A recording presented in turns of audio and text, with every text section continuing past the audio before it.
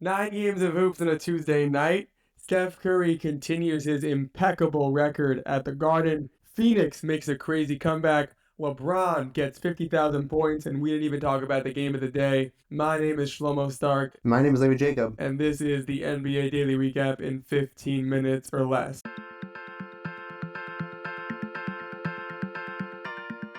All right, Levi, first of all, welcome back. It is great to have you on the pod. I announced you as co-host on Friday, and since then you have been just like Kawhi Leonard most of his career. You just did not show up. How you feeling? It feels good to be back to life. It's really not a fun couple of days. Being sick with kids, still not ideal. But you push on. You push on. We hope you're all better.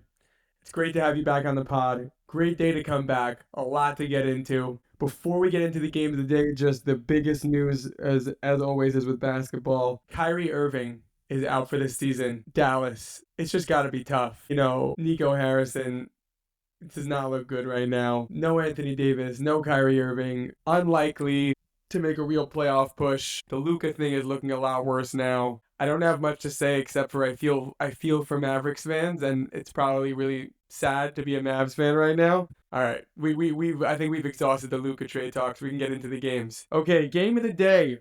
I thought we were having a discussion about this, but I felt the game of the day was Toronto Orlando, even though it's a 20-42 team that beat a 29-34 team, but Toronto wins 114-113. Here's what I loved about this game. You had big shots from Paolo Banchero and Jacoby Walter. Paolo Banchero, they're down 3, and he hits a shot to tie the game with 40 seconds left. And then about 40 seconds later, down 2, Jacoby Walter hits a 3-pointer with 0.5 seconds remaining to put his team up 1. Now, something important to mention is that both these shots were very impressive because people talk about clutch shots and people talk about buzzer beaters, like a game winner. And this is what they don't talk about. If I hear someone made a buzzer beater to win the game, the first question I ask is, were they down or were they tied?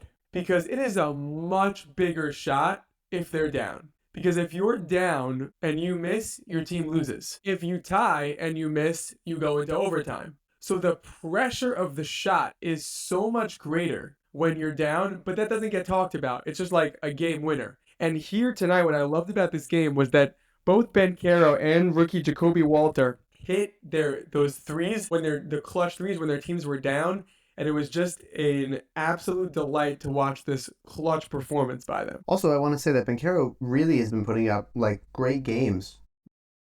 41 points, 8 rebounds, 8 assists, 14 of 20 shooting, 4 of 5 from 3, 9 of 10 free throws, played 39 minutes. You could not have asked for more from the guy, but they just had a, diverse offense. Everyone scored in double digits pretty much who played. You gotta fear Jacoby Walter. By the way, this is a side point. Rabbi Benovitz texted me the name of the Heat player. I didn't know how to pronounce his last name. Cycli. Cycli, no? Yeah. Cycli? Never heard of him till I read his name yesterday. Yeah, have you heard of him?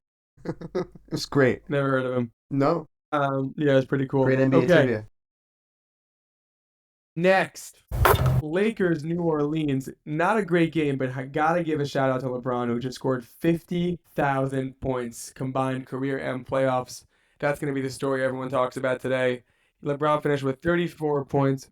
Luka was great, but that's not the story of the game. But tomorrow, no, I'm saying he was awesome. He was great. A 30-point triple double. No, it wasn't a double. It was a double double.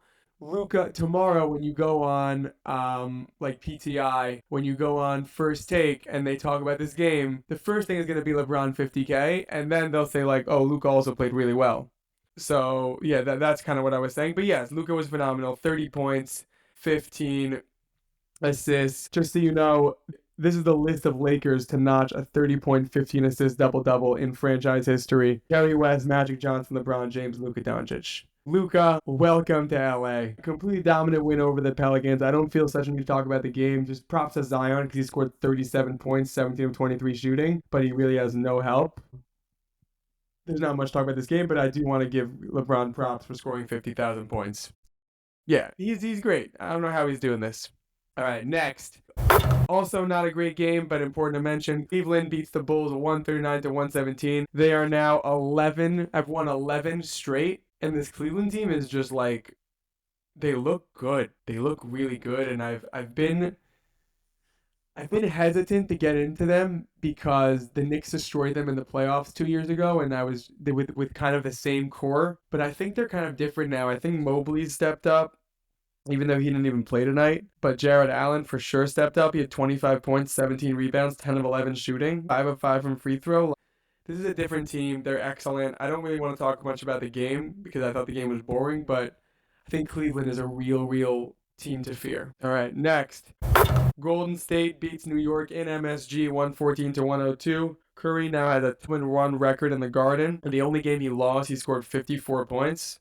Curry is so good at MSG. Jimmy Butler had 19 points. Jimmy Butler is just so good on the Warriors. I don't know how this keeps happening. I also can't stand that the Knicks keep losing to good teams. That really bothers me. We take care of business against the bad teams, and we have a 40-21 record, which is not bad at all. But it's just frustrating that we keep losing to these good teams. Also, Cat didn't play. Yeah, no? but still, like, we have Mitchell Robinson. Like, this was the team last year. This is the lineup. Jalen Brunson, Mitchell Robinson, Josh Hart, Mikal Bridges, who's even better than Dante DiVincenzo, and OG Anunoby. Like, that was a playoff team last year. We shouldn't be losing by 12. That team could have made the Eastern Conference Finals if they were healthy last year. We shouldn't be losing to the Warriors by 12. I would say no Randall. Randall, I'd say no Randall. Yeah, I guess. Fine, no To be Randall. fair, But he didn't still, play much last year. we have He didn't play Precious much last year. I'm Achua. just saying there's no. He's the guy that you like. You don't want to touch when you're playing like pickup ball. There's just no offensive fulcrum on the in the front court. Yeah. Like that's kind of how the Knicks. Yeah. I don't know. It's hard. It's hard as a Knicks fan. Milwaukee beats Atlanta 127 to 121. Giannis with another triple-double, 26, 12, and 10, continues to be, in my opinion, the most underrated star in the league. 9 of 18 shooting, 8 of 12 from free throw, and 1 steal. For the Hawks, like, this guy Trae Young, you may have heard of him. Every game, he's just good statistically. 28 points, 13 assists, 9 of 9 from free throw. He's really good. Once this team lost Jalen Johnson, they really took a step back. I don't really know what the solution is. I'm not sure there is one. But what do you think is the right team for Trae Young? Orlando. Let's make it happen. They need a shooting distributor. That's exactly what Trae Young is. Paolo will not be afraid of Trae Young and telling him, like, give me the ball. And I think that it would really work well. I hear that. Orlando, make it happen. Next, Pacers beat the Rockets 115-2. Halliburton helps the team recovers from a blown lead, and they close out the Rockets. Very impressive showing. Halliburton had 28 points and 15 assists, 9 of 16 shooting. I don't know why. I love double-doubles with assists. So today we had that with Halliburton, Trae Young, and Luka. I just think a lot of assists are cool. It's like unselfish basketball, but also you score a lot of points. It's like, what can't you do? I really like double-doubles with assists. I agree with you on the assist thing, and I want to see someone one day go for the Scott Skiles record. That's all. Next, Timberwolves beat the Sixers 126 to 112. Naz Reid scores 23. Wolves pulled away in the fourth to win by 14. Quentin Grimes scored 30, which is just another downside for Dallas, is that now Quentin Grimes is the Sixers' best player. I like because Maxey and Embiid